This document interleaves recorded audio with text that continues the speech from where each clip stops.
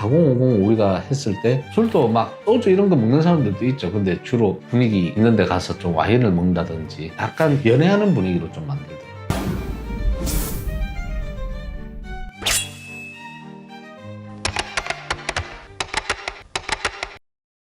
4050은 스트레스가 급증한다고 하는데 실제로 사연을 들어보면 스트레스로 인해서 불륜이 많나요? 뭐 원인은 되겠죠. 애를 놓고 대부분 스트레스가 좀 많이 생기니까 대부분 애를 놓고 육아를 하면서 스트레스를 안 하게 됐다. 근데 안 하다 보니 이까지 흘러왔다. 4050 그런 사람들은 보면은 빨대도 같이 안 쓰잖아요. 연애할 때는 막 숟가락 하나 가지고 떠먹여주고 뭐 이랬는데 빨대도 뭐 하나 쓰고 이랬다면 결혼하고 나서는 빨대도 같이 안 쓰는 사이가 돼버리니까 더더욱 좀 안 되고 그러다 보니까 결국에는 성욕은 채워야 되잖아요. 그러니까 애인을 만들고 한 것 같아요. 결국에 서로가 가족이라고 생각하는 게 문제인 거잖아요? 그렇죠. 이제 편해졌고 익숙해진 거죠. 오히려 근데 아이가 먹으면서 노련해져가지고 서로가 좋아하는 포인트를 더 잘할 수 있지 않나 싶어서요. 그것 또한 적응이 된 거죠. 이제 우리가 상담할 때 들은 걸 얘기하면은 재미없대요. 예를 들어서 여자분이 우리를 찾아왔다. 그럼 재미없다. 뭐가 재미없냐? 이러면 뭐 루틴이 똑같다는 거예요.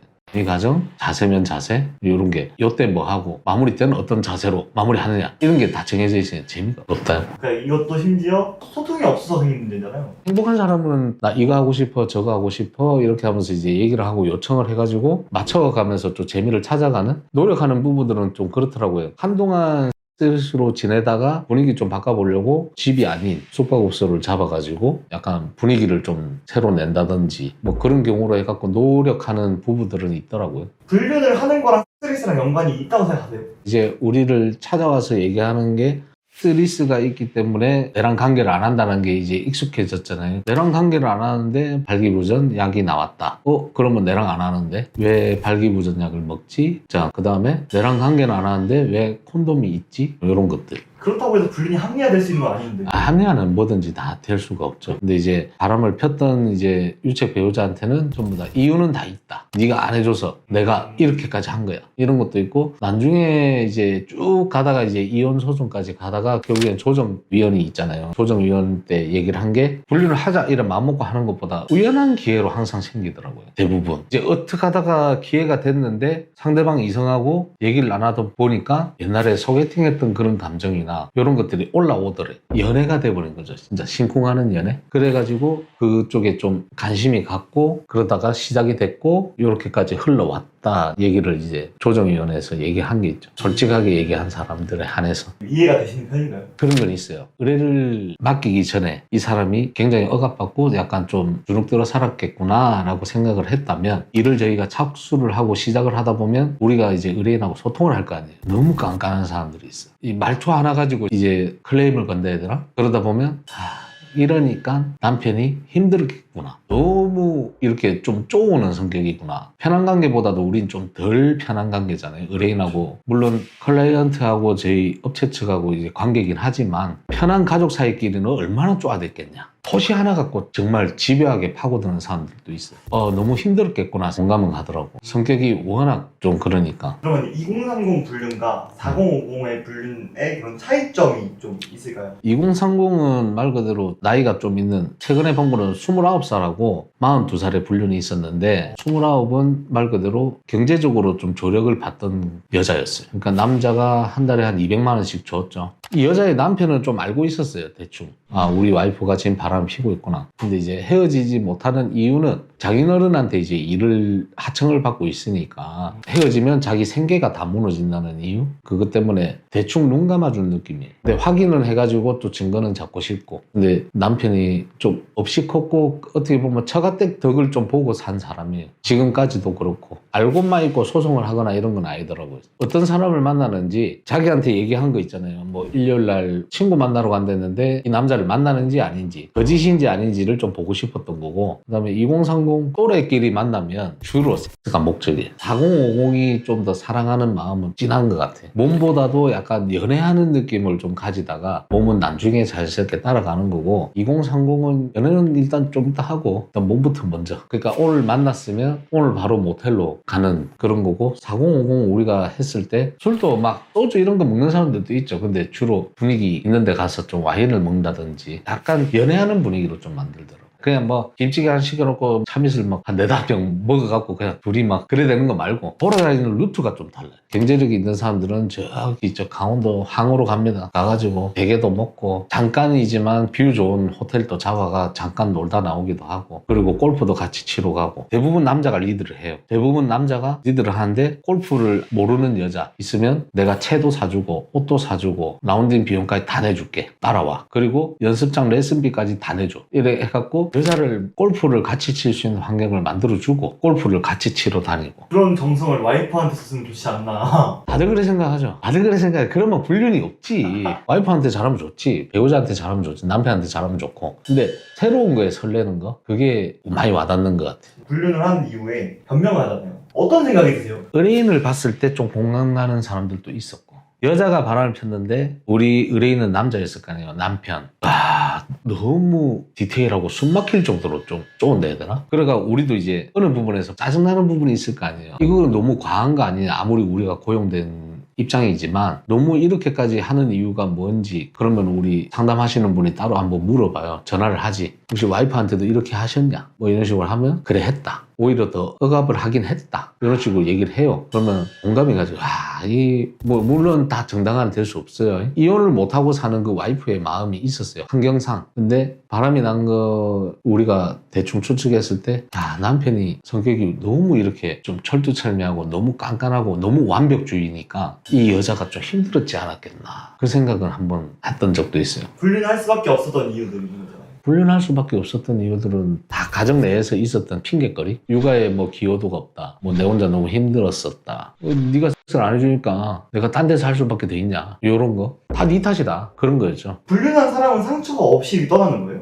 불륜한 사람? 한 사람은 떳떳하지. 상처 하나도 없이 그냥 떠나는 거예요? 응. 아 진짜요? 남자는 빌어요. 남자는 빌어요? 남자는 일단 한 번 빌어. 대부분 그래. 남자는 걸렸다, 처음에는 어디 탐정업체냐, 네가 어떻게 알았냐 이러면서 이제 노발대발 하죠. 근데 지금 그게 중요한 게 아니잖아요. 어디 탐정을 썼고 어떤 탐정에서 자기를 일을 했느냐, 그게 중요한 게 아니라 자기가 했던 행동이 일단 여기 담겨 있잖아요. 그러면 이제 여기에 대해서 일단 해결책을 마련해야 되겠죠. 빌지. 잘못했다. 한 번은 빌고, 남자들은 2번, 3번 걸렸을 때 뭐 이럴 거면 이혼하자, 이게 한 번이 어려운 것 같아. 2번, 3번째 때면. 그래서 뭐 앞전에도 뭐 바람 폈는데 이게 한 번 넘어가주면 2, 3번째도 넘어가는 줄 알아요. 얘는 내가 없으면 안 되니까 바람 핀 것도 용서하는구나, 이렇게 이제 한 번 넘어가는 게 좀 힘든 것 같고. 남자는, 여자는 처음에 바람이 났다 그러면 마음과 함께 넘어가 버리니까 바람 피면서 뭔가 정리를 하는 것 같아. 그럼 결국에 둘 다 죄책감은 없네요. 처음에 남자는 죄책감이 있죠. 남자는 죄책감이 아니라 이혼을 했을 때 오는 나에 대한 부담감 때문에 이제 넘어가려고 하는 거겠지. 그쵸. 남자는 일단 이 상황을 넘기려면, 자,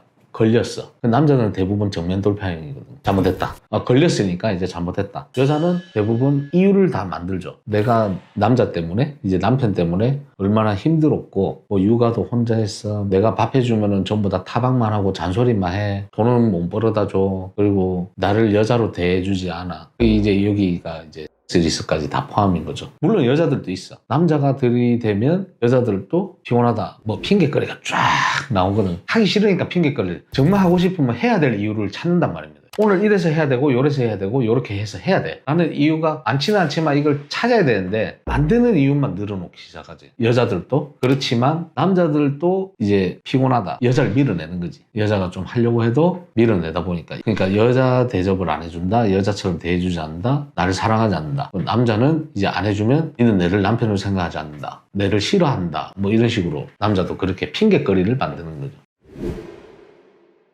그럼 마지막으로 이제 스트레스 부부들한테 해주고 싶은 말씀이 있으세요? 이게 마음이 가야 하지. 그래도 마음이 안 가니까 안 내키는 거 아니겠어요. 그걸 이제 억지로 좀 해라 할 수도 없고. 그러니까 좀 색다른 방법을 좀 찾아가지고 노력해보면 좋을 것 같아요, 부부들끼리. 그래 스트레스를 좀 벗어나는. 아니면 진짜 말 그대로 성욕이 좀 없다, 내가 뭐 탈모약을 좀 진하게 먹어서 잘 안 된다, 그러면 차라리 그냥 다른 여자랑 또 안 하면 이게 공평한 거잖아. 내 와이프랑 또 안 하고 다른 여자랑 또 안 하면 이게 죄는 아니잖아. 안 생겨서 안 하는 거지. 뭐 예를 들어서 성욕이 좀 떨어진다든지. 근데 다른 여자한테는 잘해, 열심히 해, 횟수도 많아. 근데 내 와이프한테는 안 해. 이제 이러기 전에 차라리 이혼하고 만나는 게 안 낫겠나 이거지. 어차피 걸리니까. 최근에 불륜이 얼마나 심각하면 결혼하기가 두렵다라는 글들이 나오고 있어요. 그 5년 동안 얼마나 사건 수가 늘어났는지 좀 설명해 주실 수 있어요? 불륜이야 꾸준히 있었을 것 같아요. 줄지 않고 점점 늘어난다는 추세가 보이는 거는 그건 것 같아요. 불륜이냐 아니냐 안 맡겨서 모르고 지냈다면 요즘에는 탐정이라는 게 좀 접하기 쉬운 곳에 좀 여기저기 있어요. 그러니까 아무래도 상담을 하고 확인을 한번 해보자. 물론 비용적으로는 큰 맘 먹고 해야 되겠지만 옛날하고 다르게 요즘에는 확인하려고 하는 거, 그리고 좀 가볍게 검색만 해봐도 업체들이 쫙 많이 나오잖아요. 그러니까 좀 쉽게 접할 수 있으니까 옛날하고 다르게 일을 좀 많이 맡기다 보니까 많이 발견되고 그러면서 추세가 많이 올라가는 통계가 나오지 않았나. 옛날부터 있었지, 불륜의 문화가. 근데 모르고 넘어가고 그리고 알면서도 속아주고 그렇다면 요즘에는 밝혀서 지기쁘고 밝혀서 소송하고 밝혀서 상간 소송하고 이렇게 해야 이제 바보 소리를 안 들으니까 참는 사람 바보죠 요즘에. 애인 없어도 바보고 양명성이 있어. 그러니까 애인 없어도 바보 소리 들어요. 실제로 막 애인 없으면 아유 바보 이래요 진짜. 애인 하나 없나 뭐 이러면서 뭐 모자라나 뭐 약간 문제 있나. 근데 이제 결혼 전에 불륜 징후를 잡아가지고 아 저 이거 불륜 잡았다 조사해달라 이렇게 오는 경우도 좀 있나요? 대부분 연락 문제죠, 연락. 자, 결혼 전이라면 일단은 비동거일 수도 있고 뭐 동거일 수도 있는데 주로 우리를 찾아왔던 사람들은 비동거였어요. 비동거였고 동거를 하면 같이 알 수밖에 없는 구조인데 비동거고 한 2년 교제하다가 이 남자랑 이제 결혼하기로 했어요 라는 게 있어요. 그러면은 이제 결혼하기 위해서 뭘 했느냐, 식장 예약하고 청첩장까지 나왔습니다 라고 한 사람이 한 명 있었어요. 근데 주말에 출근하는 건 아니었는데 일요일날 이제 특근이 있다고 거짓말을 하고 5명 여자와 선을 보더라고요. 청첩장 나왔는데 선을 봤어요. 그러니까 어떻게 말하면 소개팅일 수도 있죠. 누구로부터 소개를 받았다든지. 근데 나중에 이게 예비 신부가 깠을 거 아니에요. 네 일한다 해놓고 이 여자들은 누구냐 했을 때 아 그냥 뭐 직장 동료 뭐 이런 핑계를 대죠. 핑계를 댔는데 우리가 좀 시끄럽지만 그래도 대화 내용이 있었거든요. 그러니까 직장 동료를 했는데 직업이 뭐예요? 보통 몇 시에 주무세요? 어디 지금 살고 있어요? 뭐 이런 거. 이게 같이 일하는 사람의 질문은 아니잖아요. 근데 그렇게 소개팅이 나왔던 이유가 뭐예요? 그거를 이제 예비 신부가 깠을 때 조건, 여자의 조건을 자꾸 보고 있었던 거죠. 금전적인 거, 여자의 재력, 언제든 파혼하고 딴 여자 갈아타기고. 조건 좋은 여자 있으면 목적은 그랬다는 거죠. 나중에 결국에는 파혼은 당연한 거고 그래 예비 신부가 야 끝나는 마당에 얘기 한번 해봐라 이래 됐는데 사실은 그랬었다. 너희 집에서는 내를 뭐 어떻게 해줄 수 없지 않느냐. 처갓집 잘 만나고 싶었던 거야. 그냥 여자들 뭐 시집 한번 잘 가고 싶듯이. 그럼 이게 그 남자분이 그 정도의 능력이 됐나요? 외모는 고를 만한 하긴 했어. 외모는 좀 그랬었어. 내랑 달라. 나는 고르면 안 되지. 키도 컸고 운동해서 몸도 괜찮았고 얼굴도 피부도 하얗고 괜찮았던 것 같아 남자가. 누가 소개를 시켜줘가지고 요 커플이 하나 탄생이 됐어. 결혼 얘기가 너무 빨리 나온 거지. 얼마 만에요? 3개월? 각자 나이가 좀 있었어. 둘 다 40대. 둘 다 40대였는데 후반? 근데 애는 서로 포기하고 둘이 행복하게 살자. 우리는 애 대신 그냥 고양이나 좀 키우자. 그런 것까지 얘기를 했단 말이에요. 그래가지고 이 여자가 결혼할 의사를 밝혔기 때문에 이 남자가 집을 또 매매를 했어요. 우리 신혼집이다. 이렇게 매매를 했는데 점점 거짓말을 하기 시작하는 거예요. 회사 안 나가면서 회사 나갔다. 그리고 자 이제 결혼할 사이잖아요. 결혼할 사이가 되놓으니까 이 남자가 너는 내 여자다 해가지고 그냥 체크카드도 줬어. 너 돈 쓰지 말고 내 체크카드 쓰고 다녀. 이렇게 된 거예요. 했는데 여자도 좀 멍청하지. 뭐 택시나 버스나 이런 걸 사용을 해놓고 집에 있었다. 이런 걸로 이제 시작이 된 거예요. 그래갖고 우리가 여자에 대해서 알아보니까 어떤 남자를 만나게 되고 그 남자는 또 누군지 하고 알아봤더니 2년 된 남자친구가 있었고 그런 썰이 있었어요. 자, 그래 지금 빈집에 혼자 살잖아. 그럼 이제 결혼 전에 반드시 걸러야 할 배우자 유형이 있을까요? 우리 자랑하는 게 아니고 이거는 한번 진짜 맡겨보는 게 좋을 것 같아요. 여자가 기존에 3년 된 남자친구가 있었다든지 이런 게 있어요. 있는데 그거 사례로 하나 얘기해 주자면 여자가 한 밤 8시 정도 되면 연락이 안 돼. 근데 이 남자랑 결혼을 하기로 했어. 청첩장도 만들고 웨딩 촬영도 했어. 근데 유부녀였어. 애초에 유부녀였어. 그러니까 밤만 되면 연락이 안 돼. 주말에 이틀 동안은 보거든요. 일은 이 남자와 봐요. 연인끼리 약간 주말만 보는 그런 거였죠. 주말에 웨딩 촬영하고 청첩장도 만들고 한 1년 반을 그렇게 지냈다 하이. 막판에 이제 그래 만들고 나서 우리 쪽 남자 의뢰인이 청첩장 나온 거 모바일 청첩장하고 다 보여줘. 링크 보내줘가지고 알겠습니다. 이 결혼하기로 했던 여자를 왜 지켜볼래 하냐 하니까 한 8시에서 9시만 되면 빨리 잔닥하고 연락이 안 된다. 근데 평일날은 여자가 항상 연락이 안 돼서 우리가 지켜봤죠. 네. 지켜봤는데 애를 한 명 이제 노란 봉고차에 태워서 등원을 시키더라고. 자, 여자 집이고 부모님하고 같이 산다 했고 조카일 수도 있잖아. 그래서 이 여자가 그 집에 누구랑 드나드는지는 우린 그게 포인트였거든. 애 하원할 때도 한번 보자. 뭐 이렇게 해갖고 지켜봤어요. 엄마라 카대. 그리고 선생님도 이제 하원할 때 얘기하는 거야. 어머님이라 하더라고. 어머니 오늘 뭐 이랬고요 저랬고요 뭐 이래서 오늘 뭐 배변을 한번 했고요 뭐 이런 거 설명을 해주더라고요. 근데 호칭이 어머니더라고요. 그러고 나서 그 사람의 남편이 한 5시 반쯤 집에 왔어요. 왔는데 이제 애랑 그 아파트에 있는 슈퍼에 가가지고 이제 소주도 사들고 같이 들어가는 거야. 그래갖고 우리가 반복적으로 봤잖아요. 반복적으로 남편 차에 보면은 그 휴대폰 번호가 있어요. 우리가 저장을 해봤지. 그러면 카톡에 뜰 거 아니에요. 가족 사진이. 그냥 스튜디오에 찍은 거 말고 어디 여행 가서 이 3명이서 찍은 거지. 애랑 아빠 그 청첩장 받던 여자친구 요렇게 딱 푸사에 이래 있는 거야. 남편 번호에. 그래가지고 우리가 그 남자한테 이제 알려준 거예요. 유부녀더라. 자, 결국에는 돈 한 2천 몇백만 원 넘어가 있는 상태. 이 여자한테. 그런 상태에서 이제 알게 된 거지. 당연히 파혼이고 그 무슨 소송을 한다는데 이게 형사고소는 안 된대. 결국에는 경찰서 가니까 돈 쓰고 이런 것도 네가 좋아서 쓴 거 아니야. 이제 속았던 거, 청첩장 나온 거 이런 거 하는데 이게 형사적으로 처벌을 못 한다 하더라고.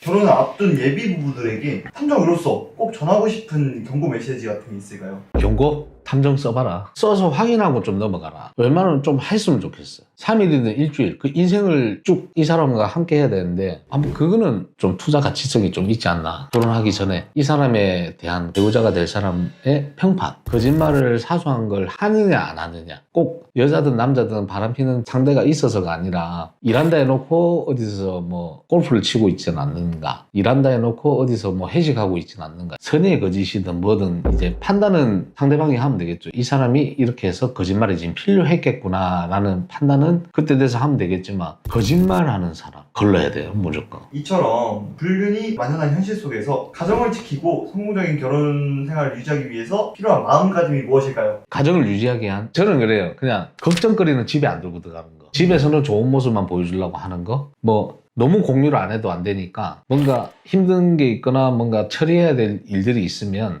적당히 처리해놓고 나 요거 때문에 좀 힘들었어 라는 약간 공유? 대화? 좀 많이 해야 되고 일단 거짓말을 안 하는 게 잘못했으면 잘못했다. 아니 뭐 사람이 살면서 실수도 할 수 있는데 기싸움하면 오래 못 가죠. 뭐든 소소한 거라도 내가 뭔가 숨기기 위해서 거짓말을 했다. 나중에 일이 커져요. 불신이 그때부터 생기기 시작하고 그러면 정작 나는 아닌데 상대방에서 자꾸 뭐 불신을 가지고 오해를 하고 이러면 나가 아닌 사람은 힘들어요. 오해를 받고 있으니까 서로 좀 진실된 거 그냥 거짓말 안 하는 거 명심해라. 불륜을 조사하시면서 가장 눈에 밟히는 존재가 아이들이라고 하셨잖아요. 그 아이들이 마주하는 현실이 어떤가요? 덤덤한 애들도 있고 근데 덤덤한 애는 애야. 그래도 부모님 앞에서 말은 나는 괜찮다 하지만 영향은 있는 것 같더라고. 애들 성장하는 데 있어가지고 이제 이혼하면은 이가라고 해가지고 요즘에 애들끼리 이제 편이 좀 나뉜다 해야 되나? 이가 이혼가정 나뉘고 정상 생활하는 분류가 나뉘고. 그럼 그 아이들 나이대는 어떻게 돼요? 가장 많은 나이대는 퍼센테이지로 얘기하면 성인 자녀는 한 35% 되는 것 같고 대부분 이제 나이가 좀 들고 자녀들도 성인이 되고 무료하다 해야 되나? 이 부부가 좀 이제 뜬다 해야 되나? 나머지 한 고등학생 자녀가 둘 있다 뭐 이런 얘기도 듣는 게 한 25% 되는 것 같고 나머지는 미취학 아동은 한 10% 나머지 비율을 차지하는 30% 정도 초등학생 또 아이다 할 수도 있는데 우리가 겪은 겁니다. 미취학 아동이나 초등학생 자녀를 둔 가정에 불륜이 있다 하면은 대부분 여자다. 대부분 여자. 대부분 여자라는 게 애가 없는 경우에도 여자가 많고 대부분 전업주부. 완전 애기 때는 엄마 손이 타야 될 때는 계속 애를 케어를 하는 거죠. 밥도 먹이고 뭐 애도 말도 잘 못하고 이러니까 한 거고 애가 어린이집 가고 나서부터는 시간이 좀 뜨니까 그거를 어떻게 보낼지를 참 연구를 많이 하는 것 같아요. 그 대실 문화가 많지. 차에서도 좀 간단하게 만나고 매번 모텔을 가지는 않는다는 거. 그리고 매번 성하고 관련된 게 아니라 애를 등원을 시켜놓고 집에 와갖고 대충 빨래도 하고 정리도 해놓고 오후에 나가서 한 2-3시간 애인을 만나고 애가 하원하기 전에 복귀하고. 자, 이런 경우에는 이제 어떻게 했노? 요즘에 그 스마트폰 나오고 나서 이제 등하원 기록이 남아요. 등하원 기록이 남는데 몇 시에 하원했다라고 이제 남편한테도 알림이 가는 거예요. 그 알림이 가면 오늘 뭐 누구 왜 이렇게 하원이 좀 늦었냐 이제 남편이 물어보면 같은 어린이집 다니는 누구 엄마랑 커피 한 잔 먹으면서 얘기가 좀 길어졌어. 근데 우리가 확인한 거는 남자를 만나고 있었다. 부모의 외도를 눈치채거나 알게 된 아이들이 겪는 정서적 심리적 고통이 어느 정도일지. 케바케인데 알고 있었던 애들도 있고 자녀지만 걸릴 줄 알았다 이런 느낌? 그런 경우도 있었어요. 고등학생이 아버지한테 알려준 거죠. 엄마 남자 있는 것 같아. 아이들이 조력자가 되는 경우도 있다고 하는데. 그거는 참 드문 일이라서 그거는 이제 기사에도 나갔잖아요. 드문 일이라서 애들 입막음을 한 거죠. 그리고 어른들이 애들을 도구로 이용을 한 거고 그리고 애들은 대충은 알지만 용돈 주니까 돈으로 막았던 거죠. 중학생이었지 애들은 중학생이었고 엄마가 바람피게끔 알리바이를 만들어주는 역할을 했죠. 오늘 누구 이모네 집에서 엄마랑 함께 음식 시켜서 맥주도 먹고 엄마는 술 먹었어. 근데 누구네 이모 집에서 먹었어. 이렇게 해갖고 없는 사실을 이제 아빠한테 목격담을 얘기를 해주죠. 그렇게 이제 교육을 시켰고. 야, 그거 쉽지 않았을 텐데. 모르겠어요. 딸이었어. 딸. 아들 아니고 딸이었어. 안 좋은 사례로 남은 것들도 있어요. 초등학생인데 애가 갑자기 말을 안 해. 이게 내가 정확한 건 모르겠는데 실어증인가? 그 얘기를 한번 들은 적이 있어요. 이혼을 하고 누군가는 집을 나가야 되잖아요. 그러니까 이제 와이프가 집을 나가는데 애들 있는 데서 이제 절차를 한 거예요. 지 잘못이 들통나니까 애가 바지 가랑이를 잡고 우는데도 쳐내고 가더라고요. 그 인간은 엄마도 아니었습니다. 뭐 짐 싸서 가는 장면 이런 거 애들이 다 봤겠죠. 그리고 이제 엄마는 이제 잘 지내라 했겠죠. 그 뒤로 왕래도 없고 하니까 엄마를 좀 찾다가 애가 말이 없어졌대. 그래갖고 치료하는 곳 있잖아요. 갔더만 그날 이후로 애가 말을 안 해요. 울지도 않고 아무 소리도 안 내요. 아이가 정신적으로 충격이 심합니다. 일시적인 현상일 테니 너무 걱정은 하지 마시고. 의사 선생님이 극심한 충격으로 마음의 문을 닫았대요. 실어증이라고 하는데 내 가슴이 찢어지는데 해줄 수 있는 게 없었어요. 애가 갑자기 일시적으로 약간 벙어리가 됐다 얘기를 할 정도로 그게 정신적 충격이라더라고. 애들한테는. 몇 살이었어요, 그 애는? 내가 초등학교 3학년 활발했고 말도 잘하고 했던 애인데 갑자기 탁 말이 다 닫히면서 갑자기 엄마가 집을 나갔다. 어디 나갔다 오는 줄 알았는데 그 이후로 집에 들어오지 않았다. 아빠는 매번 엄마가 출장을 나갔다고만 이야기했는데 사실 어느 정도 알고 있다. 엄마는 들어오지 않을 거라는 걸. 어느 날 말이 나오지 않았다. 아빠가 말을 해도 머리가 멍해서 제대로 답을 하지도 못했다. 그것도 어찌 알았냐면 우리한테 의뢰를 맡긴 사람이 이제 남편인데 바람이 확정적으로 났고 불륜인 걸 이제 확인하고 나서 와이프를 이제 보냈을 거 아니에요. 나가서 살아라 이렇게 보냈는데 의뢰인이 연락이 온 거죠. 와가지고 와이프를 찾아달라는 거야. 왜 이혼하고 또 찾느냐 하니까 애가 지금 이만저만 해가지고 헤어진 전 아내한테 양해를 구해서 애랑 좀 보게는 해야 될 것 같다. 그런 얘기는 한 번 있었어요. 이미 이혼도 다 하셨는데 왜 다시 찾으십니까? 혹시 복수하려고 이런 건 아니시죠? 우리 딸이요. 그날 이후로 말을 안 해요. 10살짜리 내 새끼가 지 엄마가 지 손 뿌리치고 가던 그날부터 목이 콱 막혀서 소리를 못 낸다고요. 병원에 가도 마음의 병이랍니다. 그래도 엄마를 보면 고쳐지지 않을까 합니다. 도와주세요, 탐정님. 치료센터에서는 그래 얘기했대요. 그냥 일시적인 현상이다 라고 했는데 그래도 아버지 입장에서는 그게 충격 때문에 그렇게 된 거니까 걱정을 많이 하죠. 불륜 당사 당사자인 부모들은 아이들을 두고 외도를 하면서 주로 어떤 식으로 합리화를 하나요? 포괄적으로 얘기하는 사람들은 그 애든 남편이든 간에 다 지쳤다. 이 집 자체가 그냥 내 생활이 내가 생각했던 결혼 생활이 아니다. 이런 것들이 이제 합리화가 되겠죠, 이제. 남편은 내를 여자 취급도 안 하고 애는 그냥 내한테 밥 달라는 사람이고 그런 식으로 해갖고 이 생활의 모든 걸 지친 거죠. 다들 그렇거든요, 근데. 가정생활이라는 게. 뭐 남편이 좀 바쁘다 보면 당연히 좀 소홀해 줄 수도 있고 애들은 이기적이거든요. 집 배고프면 지 입에 넣기 바빠요. 뭐든지 간에. 어른을 생각 안 해요. 그건 당연한 거예요. 그릇이까지밖에 안 되는 거죠. 그게 지치는 거죠, 이제. 혼자 남겨진 아이들이 겪는 고통에 대해서 한 가정의 아버지로서 어떻게 생각하시나요?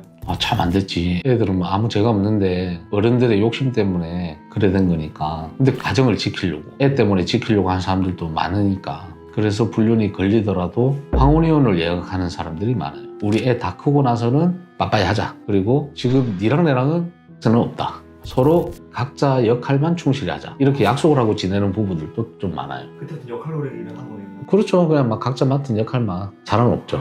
애들이 보는 앞에서는 또 잘하더라고. 이제 어른들의 이기적인 선택으로 상처받은 아이들 중 현재는 어른이 된 친구들도 있을 거예요. 그분들에게 위로의 말씀 하나 부탁드립니다.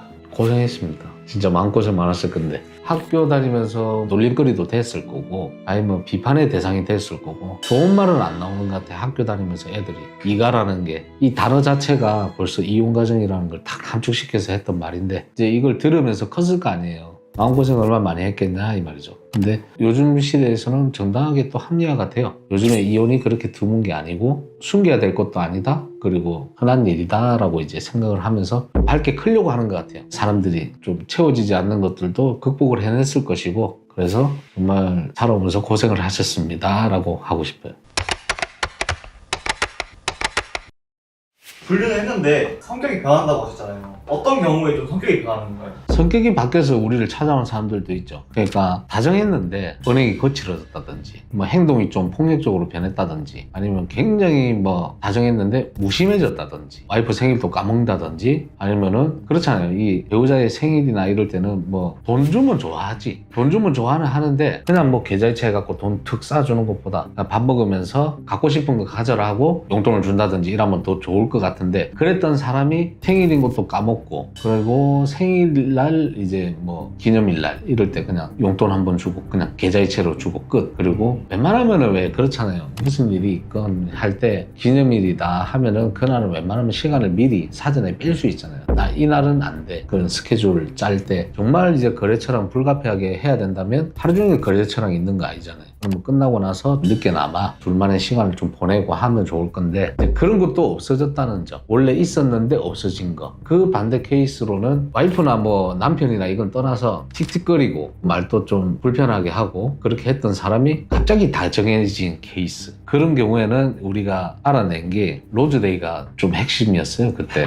로즈데이. 자, 결혼하고 한 11년 동안을 갖다가 장미꽃 한 번 사다 준 적이 없어. 이 남편이 없는데 어느 날 이제 장미꽃을 그냥 사오길래 이게 뭔데 했는데 로즈데이 아이가 해갖고 장미꽃을 받았대. 네, 받았는데 이 사람이 이런 걸 어디서 샀지 당연히 생각하겠죠. 11년 동안 그런 걸 받은 적이 없으니까. 그래갖고 로즈데이인 거는 어떻게 알았냐. 물론 받아서 기분은 좋았대요. 그때 당시에 장미를 한 송이 사왔는데 한 송이에 2,000원 했대요. 2,000원 2,000원 했는데 카드 내역을 본 거예요. 4,000원이 결제됐네. 한 송이 2,000원짜리인데 4,000원이 결제됐어. 무슨 플라워 찍힐까 아닙니까? 가명 이름이 이상하다. 한 송이는 어디 갔을까? 그래 이 새끼가 이런 거 할 새끼가 아니야. 그게 시발점이었어요. 시발점이었는데 애인이 있었던 거예요. 그것도 어떻게 이제 애인이라고 또 확정을 했느냐. 어떤 오피스텔이었어요. 거기에 왕래하는 걸 또 여러 봤죠. 우리가 왕래하는 건 여러 봤는데 출장을 3일 간다. 남편이 출장을 3일 가는데 3일 동안 숙박업소를 이용할 것 같은데 둘이 여행을 가는 건지라고 생각을 했었어요. 근데 남편 차가 출장 간다고 어디로 갔느냐? 오피스텔로 갔어요. 자, 그 타워 주차장이 있었는데 타워 주차장에 넣을 때 뭐 차 뒤에 네 자리 눌리잖아요. 차 뒤에 네 자리 눌려가지고 출고를 해봤어요. 문이 열리고 남편 차가 이 타워 주차장에 있는 거 한 칸 착 찍고 다시 입고 해갖고 이제 눌려가지고 다시 타워에 올려놓고 그런 다음에 이제 그 집에서 여자와 함께 나오는 거 찍었고 나와가지고 치킨집 가갖고 둘이 소주 먹는 거 그리고 찍었고 그런 다음에 다시 상간녀 집으로 들어가는 거 그것도 찍었고 3일 내내 거기서 있었던 거 출장은 아니었다. 숙박업소 이용한 거 아니다. 그럼 이제 반대로 네. 그 다정했다가 폭력적이 된 사람이 있다 하셨잖아요. 네. 그거에 대한 이유는 뭐예요? 이 이제 남자가 폭력적으로 변했는데 이 와이프를 이제 벌레 취급하는 거지. 사랑하는 사람이 생겼어. 그 사람한테 다정해진 거예요. 둘 다 다정할 수 없는 거예요? 안 된다 하더라고. 물론 내부에 있는 일은 몰라요. 이 남자가 왜 갑자기 그렇게 변하게 됐는지, 이 와이프의 문제가 있었는지 아닌지까지는 우리는 알 수는 없어요. 왜냐면 의뢰인들은 단점을 얘기를 안 해요, 딱히. 와서 자기들이 피해를 본 거, 유리한 거, 내가 이렇게까지 살아왔는데 내가 이런 일도 있었고, 뭐 남편이 빚보증 잘못 사갖고 돈 날려먹었어도 내가 옆에 꿋꿋이 지키고 있었는데 어떻게 이럴 수 있냐 이러면서 전부 다 그냥 자기 유리한 거, 속상한 거 푸념하고 가거든요. 근데 어떤 내용이 있었는지 모르겠지만 남자가 변하게 된 계기는 있지 않을까요? 물론 그건 정당화를 하는 거 아닙니다. 그래가 다른 여자를 사랑하면서 그쪽에 다정해진 거예요. 집에 오면 와이프를 완전 벌레 보듯이 보는 거예요. 방도 같이 쓰다가 내가 코를 고니까 방을 각자 쓰자. 그리고 나는 늦게 자니까 TV를 오래 봐야 되니까 방을 각자 쓰자.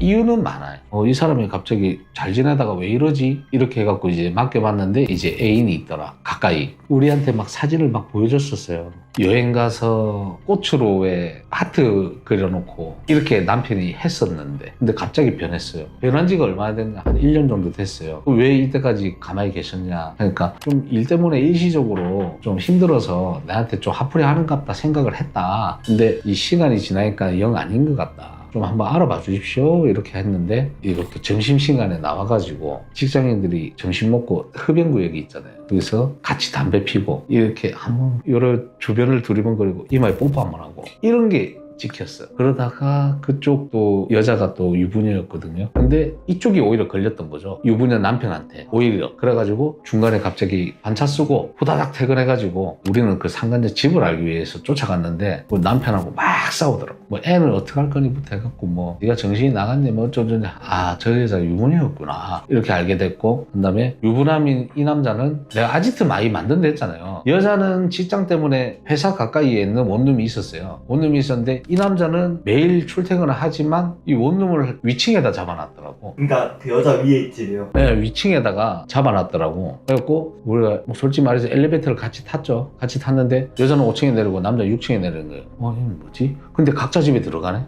이건 또 뭐지? 이래 된 거지. 한 명 그 4.5층이지. 5층이 보이는 거. 그 다음에 한 명은 6.5층이지. 거기서 보면서 이래 문이 열리나 안 열리나 보고 6층에서 문이 열리는 거야. 내려가 계단으로. 한 30분 있었나? 뭘 했느냐? 씻었어. 근데 거기가 회사 건 아니고 월세 지원을 좀 해주는 그런 약간 원룸이었더라고. 그러니까 회사 동료들 여럿 있잖아요. 그러니까 그거 눈을 피하려면 이 남자가 거기 위층에 잡았어야 돼. 그래갖고 씻고 나와서 5층 내려가는데 뭘 하느냐? 같이 퇴근 후에 밥을 먹는 거예요. 근데 남편이 다정했댔잖아요. 음식을 해줘. 6층에서 5층에 나와가지고 그때부터 도마 소리가 나기 시작하고 같이 음식을 먹고, 남편은 또 이제 회식했다고 거짓말하고 본사한테 가서는 약간 툴툴거리고 싸가지 없게 얘기하고, 뭐 밥 해줄까 이러고 내 신경 쓰지 마라, 니나 먹어라. 이게 갑자기 팍 바뀐 거예요, 태도가. 그래서 한번 좀 알아봐 주십시오 했는데 그것도 한 2주 걸렸던 것 같아. 꽤 오래 걸렸네요. 네, 왜냐면 이 남자가 계속 집에 가니까 원룸을 매일 가진 않았거든요. 늦게 발견했어, 늦게. 한 9일차 때 발견하고, 거기서 반복적으로가 중요하거든요. 그 반복적으로 본다고 그가 좀 걸렸던 거지. 점심시간마다 뽀뽀는 했어요. 근데 혹시 그 사례 말고 거의 다 모든 사례들이 다 그런 식으로 돼요?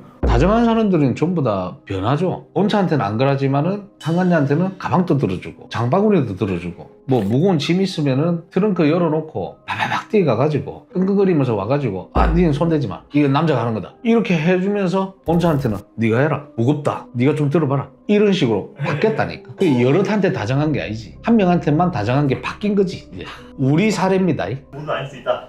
모두는 아닐 수도 있다. 뭐 만인에게 다정한 사람이 있는 반면에 나는 그런 사람을 해본 적은 없다. 근데 내가 해본 것만 얘기하는 거야. 그래서 못 믿는다, 뭐 거짓말 하지 마라 이런 거 하지 마라.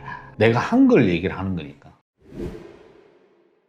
남편이 갑자기 변했다고 말하는 아내분들에게 한마디 해주시고 마무리하면 될 것 같아요. 맡겨야지, 우리한테. 물증이 있어야 되니까. 다정했던 사람이 거칠어지거나 언행이 좀 폭력적이거나 이렇게 바뀌었을 때, 또는 좀 거친 사람이 갑자기 다정해졌거나 이랬을 때, 그거는 애인 챙기느라 우리 와이프 것도 하나 더 샀다는 점. 안 하던 사람이 했을 때, 안 하다가 무슨 기념일이 있어서 뭐 갑자기 화이트데이 때 사탕을 득 사가온다든지 안 그랬거든 한 10년 동안. 근데 갑자기 이런 걸 한다? 물론 철이 들어서 그랬을 수도 있지만 애인이 생겨서 내 애인 챙기다가 우리 와이프까지 이제 구매를 했다든지 이럴 수도 있으니 만약에 변화가 좀 있는 부분이 생긴다면 한 짧게 좀 맡겨봐라. 확인차 한번 맡겨보는 것도 좋을 것 같습니다. 이게 탐정업이라는 게 사실 부담돼서 사람들이 못 오는 건데 아니면 꼭 맡기는 것보다도 약간 이렇고 이렇게 해서 좀 이렇게 결혼 생활을 쭉 유지했는데 지금 최근 들어서 좀 이런 변화가 있습니다라고 상담은 무료니까 상담만이라도 좀 받아봐라.